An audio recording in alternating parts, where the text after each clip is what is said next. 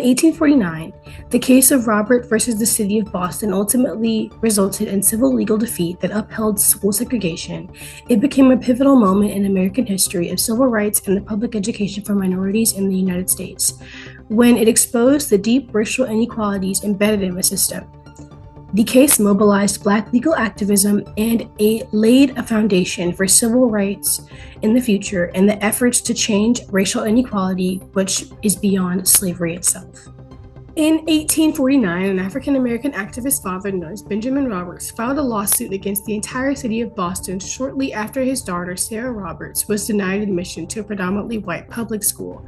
Sarah was forced to be segregated and attend a poorly funded school for Black children located entirely on the other side of town from where they stayed. Robert, her father, took it upon himself to argue and fight for his daughter's rights to equal access to public schooling, as was stated in the case. The case became known as Roberts versus the City of Boston, one of the earliest legal challenges to segregated education in the United States of America. It turns out that the Massachusetts Supreme Judicial Court decided to rule against Roberts. This case now became a national and international attention issue, highlighting the racial inequalities in higher education systems and setting the stage for future legal battles regarding segregation and civil rights. In the 1840s, the United States was nationally divided, a division that intensified during the slavery era. The higher northern states had outlawed slavery, leaving racial discrimination widespread, specifically in cities like Boston. These Black residents were free in name but still faced by many inequalities, such as housing, jobs, and most notably, education. At the time, Boston schools were essentially segregated, leaving Black children to attend separate schools, which often had poor facilities and little to no resources. Finally, in 1848, Benjamin Roberts, a Black father, attempted to enroll his daughter, known as Sarah Roberts, in a nearby white school, who was only 5 years at the time. When she was denied, Benjamin Roberts resorted to getting help from Robert Morris, one of the first Black lawyers in the United States, and Charles Sumner, a white abolitionist lawyer.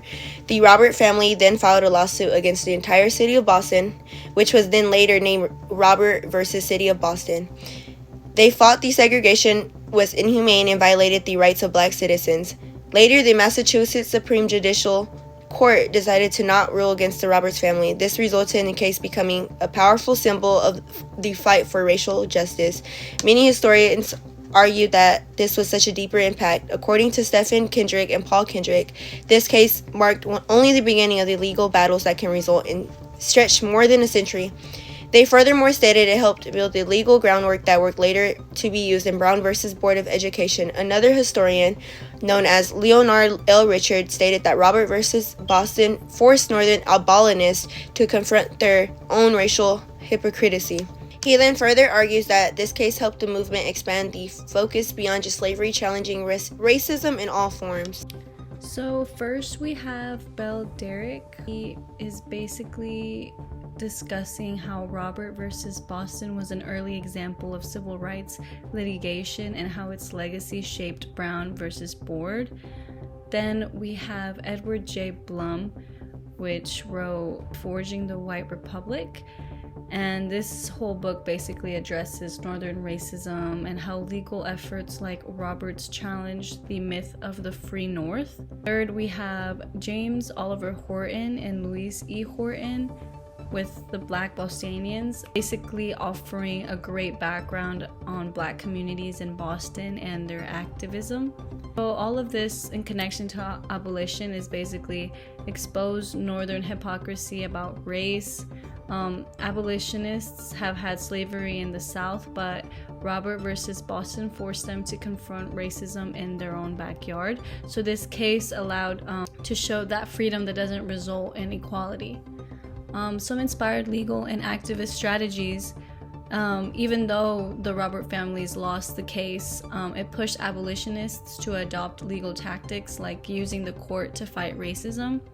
This eventually expanded the abolitionist vision from freeing enslaved people to achieving full equality and citizenship for Black Americans. In conclusion, the 1848 case of Robert versus the City of Boston may have resulted in a legal defeat, but the significance in history has left a deeper legacy.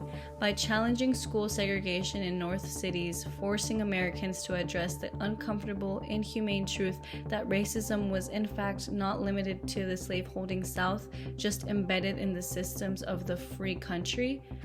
Though the Massachusetts Supreme Judicial Court was able to uphold segregation, the Roberts case was the foundation for future legal battles that will work in favor and a new wave of Black legal activism.